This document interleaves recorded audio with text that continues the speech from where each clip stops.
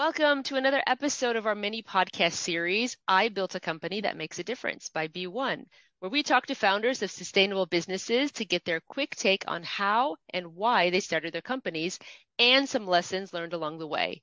Today, we're talking to Susie Wang, the founder of 100% Pure, the pioneer and OG of clean beauty, having done it for more than 18 years. And in fact, 100% Pure was the first natural beauty brand in Sephora and Nordstrom's. Susie, thank you so much for joining us today.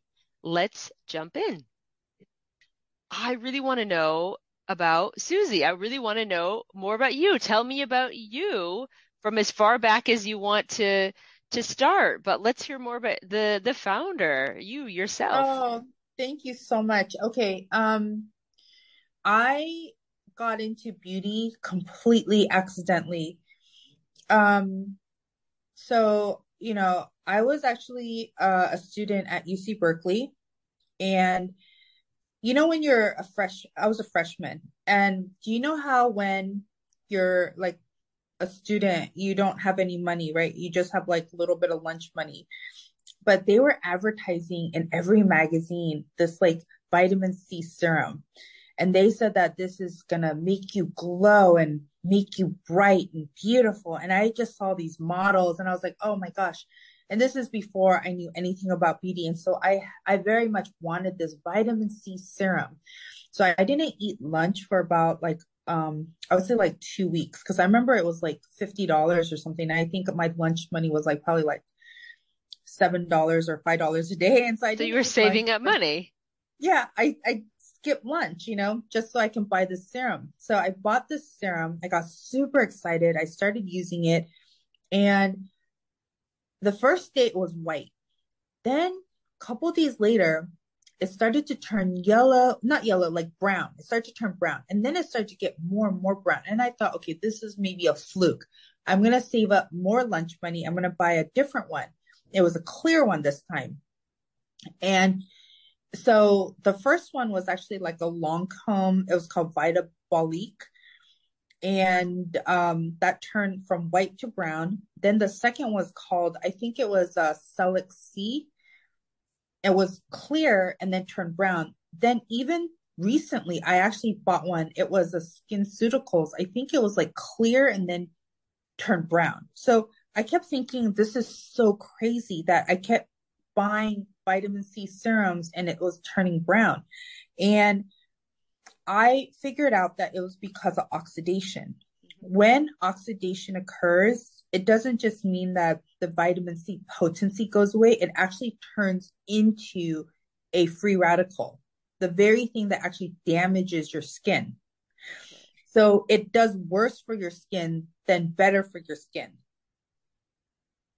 Okay, that's all right. Good That to was know. crazy. Yeah, so you're spending money to buy something It's and making your skin thinking that, worse.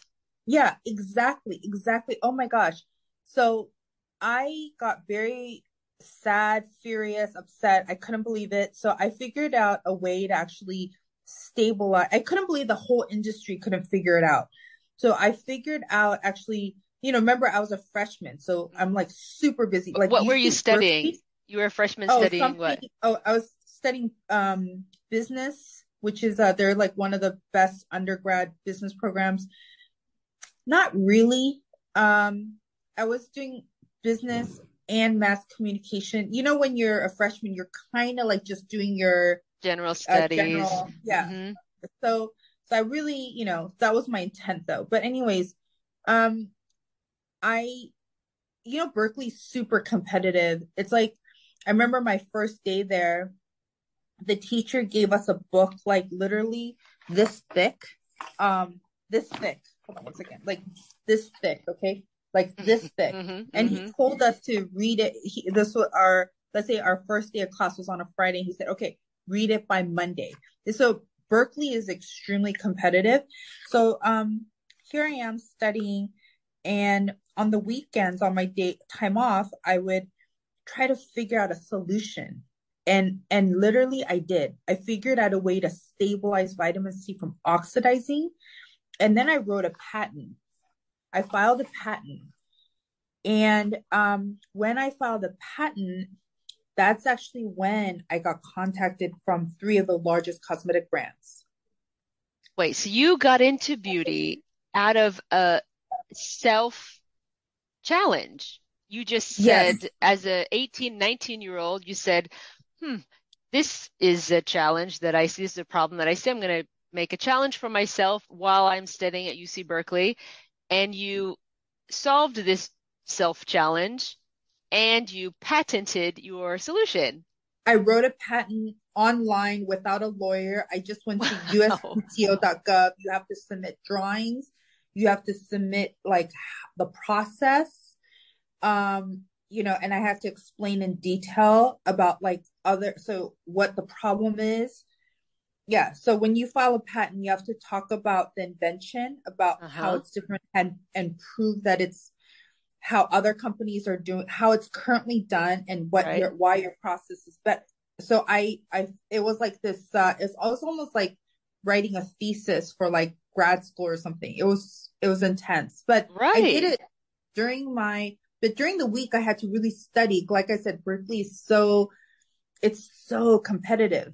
And Right. so I And you was, weren't even studying chemistry. You were studying mhm, general studies, but business, mass comm, nothing to yeah, do with chemistry. So you yeah, just you created a chemistry challenge for yourself. yeah, yeah, Wow. Okay. So yeah. that is the kind of young person that you are. Got it. Okay. And so then and then these big cosmetic companies, they have their lawyers who always look at like other beauty type of like patents. And so I got contacted first from this Japanese cosmetic company, Uh-huh. and they said that we want to hire you to do innovation and technology. We want you to work on. So my job for them was to come up with theories for their chemists to test. Wow. Yeah, and it was a 5-year contract. It was like, so I would propose like, my theories, and then they would kind of test it and say, what actualized or what didn't. But it was kind of interesting because they actually never shared with me, oh, we tested this and it came true. Oh, you We didn't kind hear the they results. Yeah, they just Mhm. wanted my ideas. And so basically my job was to do the framework for their patents, for their Mhm. technology. Okay, that was number one for this really big, famous Japanese beauty company. Second one was for a huge, the biggest department store beauty brand, not beauty company that has many, many different brands. Um, I was to work on their formulas and formulations. Then they also then the third company was, they have 2,000 stores. They want me to storyboard brands for them. So they have their own stores. So I would like go every quarter and say, my idea is this brand, this is the story, these are the formulas, these are the products, etc. During that time while I was working for them, that's when I first learned about, oh, wow, toxic chemicals in beauty, Mm, actual like carcinogens. mm. This is insanity. This is kind of like taking me back to, not that I was, around back then, but, I saw these ads, these retro ads about like cigarettes. Did Mhm. you know that they used to advertise cigarettes as like a health product? Yeah, I've heard that. Look up retro cigarette health ads. Mm. They used to have athletes advertise, doctors saying that, hey, this is a product to help you with these health ailments. Like, Yikes. yeah. So they used to advertise cigarettes as a health product with athletes saying, this gives me my edge, or doctors saying, like, it was so crazy. So it kind of was, Recommendations. This yeah, brand, this is actually good for you. yeah. And so that's when Mhm. I start my whole viewpoint of like beauty. It started to make me think like, beauty is kind of like the old nicotine companies, the way they used to advertise. Mm. they are advertising with these models to make it seem like, oh, if you want to be healthy and beautiful like me, use this product to be healthy and beautiful. And um, so I just, yeah, I just got so upset. And not only that, I learned that like when cosmetic companies say no animal testing, it actually means that the final formula was never tested on animals, but every individual ingredient could be. Do you know what I mean? Oh, yikes. I did not know that. No. Hmm. So things like that, it made me feel they were, yeah, just number one, they're using really toxic chemicals. Like chemicals are very, very, like it's Chemicals are chemicals. Yeah, absurd, yeah. absurd, Thanks. absolutely Yeesh. absurd. It's actually just absurd. I cannot believe like some of the things that's used in cosmetics. Then also the animal testing, and then also all the waste, etc. Mm, So then I actually I started to get very kind of depressed towards like the special. I had an obligation. I had to work for them for 5 years. hmm So because I signed a contract, and I wanted to uphold that. uh, But towards the end, I started to get very, very, very depressed because when you actually I don't want to talk about the animal testing, but it's not like what you guys think. It's worse than that. It's Oh, worse than whatever you think it is. Whatever you think animal testing is, it is it is by far the worst thing I've ever seen. It's anyways, I don't want to go into details because I don't want to upset people, but animal testing is real and it's horrific and unspeakable. And if you ever saw it for yourself, it would change your life. mm, So when my 5 years came up, I, and it was crazy for me to turn it down because I was making like a ton of money, hmm like unbelievable amounts of money. And They must have actually, like, wanted to renew your contract or yes, bring you in yes, permanently. they want to renew it. And I said, no, I'm not going to. And I told Rick at the time, who's my business partner, I said, I really wish. So we started a company that was like opposite of that. No toxic chemicals at all. No waste or as little waste as possible. Sustainable as part of our forefront. Um, Absolutely no animal testing. In fact, vegan. Hmm Everything. Actually, it was really especially hard because I grew up vegan. I Oh, grew you up vegan. did. Oh, Yeah, I grew up interesting. vegan. My dad, vegan. Mom, vegan. Uh, Actually, even till this day, like vegan. Wow. Yeah, you mean like I'm drinking my coffee, my oat milk cappuccino, just everything vegan. So yeah. So anyhow, that's how 100% Pure started. And along the way, I got some really cool inventions. Like my biggest, the one that I'm most proud of is do you know about we actually one day I was picking blackberries, Okay. and have you ever picked berries before? Yeah. Do you know like the staining Yes. that happens Oh, yes. no matter how much you wash your hands, they're just like It's just there staining for a the couple paper. days. Yeah. It just is there. Yeah. So I was like, these pigments are amazing. And I started looking into these pigments. And I found out that like all the vitamins and all the antioxidants are actually in the pigments. They're actually in all like Oh, is that blueberries. right? Yes. Uh-huh. So like, for example, have you ever heard like the more colorful the vegetable, the more hmm nutrient dense? It's hmm because the pigments have like, that's where the concentration of the, that's where all the vitamins, antioxidants are. Ah, it's in the Otherwise, pigment. yes, otherwise it's going to be water, fiber, cellulose, sugar, whatever. Sometimes even salt. Like a lot of vegetables actually have salt. Hmm Like celery has tons of salt. hmm Yeah, celery. So I remember the celery juice craze. Very, very salty. yes, in fact, have you ever heard of celery salt? Yes. Yeah, because celery has, yeah, so there's different like traces of minerals and different elements into the vegetable fruits.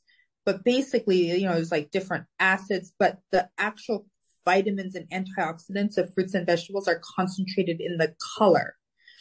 So we started using the pigments from fruits and vegetables and herbs, plants to color cosmetics instead of synthetic dyes.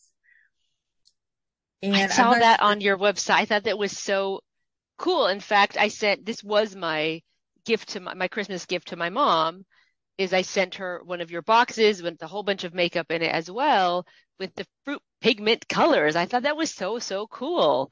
I'm Yeah. waiting to hear back from her. She just started using it, but she was like, just the packaging was amazing. But I saw that on your website and I was like, I gotta try this. This is awesome. What a fantastic Yeah. idea.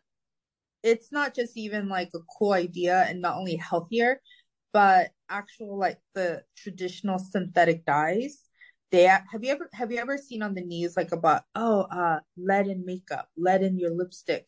Yes. Yeah. And so if you think about it, it's like if you're thinking about it this way, like people are ingesting lipsticks. There's Mm. so in synthetic dyes, there's like cadmium, arsenic, mercury, lead, uh like there's Scary stuff. Aluminum. there's Yeah, not.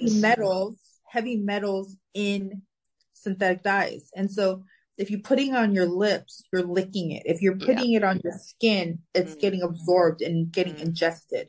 Actually, whatever you put on your skin actually does get ingested and it can be detected in your blood and urine I within like just 30 had, minutes. so I didn't, you would kind of know this cerebrally or academically, but it was not until I was pregnant that I really looked at everything and I was like, oh, good Lord, there's Yeah. not a lot of like, you don't even want to take like, let's just Yeah. go makeup free for 9 months. Like, God, this is scary stuff. What's everything There that's, are, I want to especially tell pregnant women, be careful because there's a lot of chemicals that um, actually are clinically proven to cause birth defects, not just cancer, not just tumors, not just autoimmune disease, but there have been clinical proof of birth defects in a lot of cosmetic chemicals. it's terrifying. Yeah. Can you talk about for the entrepreneurs listening to this, what is probably the most important lesson that you've learned to date? Okay. That one thing is just don't produce bad products. Like,